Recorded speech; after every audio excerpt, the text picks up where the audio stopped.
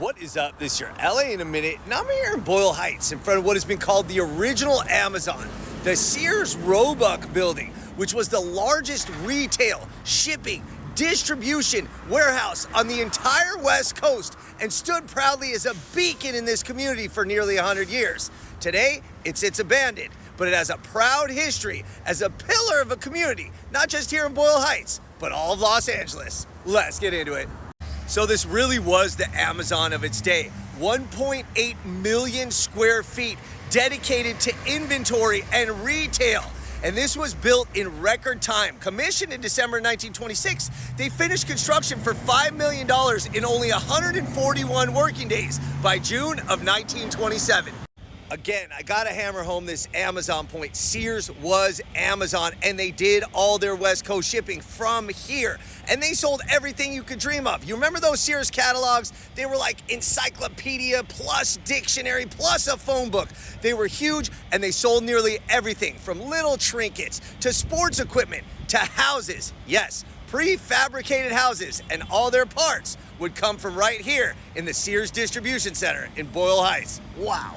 Now, the most dominant visual icon of this building, of course, is the 226-foot Art Deco tower with the Sears logo up front and the big Sears up top that was actually used as a beacon for Eastsiders returning home on Los Angeles freeways.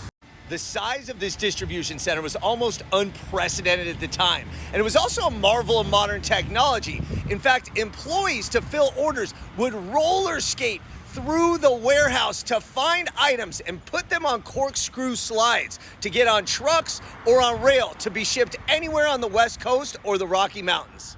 Now, unfortunately, Sears closed the distribution center of this warehouse in 1992, eliminating more than 1,000 jobs and devastating portions of this community and Los Angeles. And while the retail remained open, it was simply because Sears had signed a 99-year lease that actually made it the least expensive of all Sears stores to operate.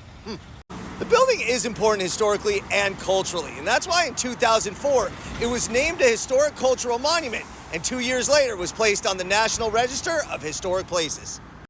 So as far as what's going to happen to the building, well, kind of remains in limbo, and it has been for about 20 years.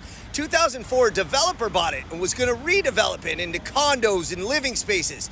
But that was pushed back by the community till 2007-2008 when Boyle Heights native Oscar De La Hoya got involved, formed an investment group, and tried to put together a redevelopment of his own. But that also never materialized. 2013, it was sold to a different developer who also had plans for mixed use, but that never came about. And the most recent plans, including potential affordable housing, are still in limbo. So today, the Sears Roebuck building in Boyle Heights is all but abandoned, 1.8 million square feet, and its future is uncertain. But I'll tell you what, its proud past made it a pillar of a community, not just in Boyle Heights, but all of Los Angeles. All right, LA, it's been a minute.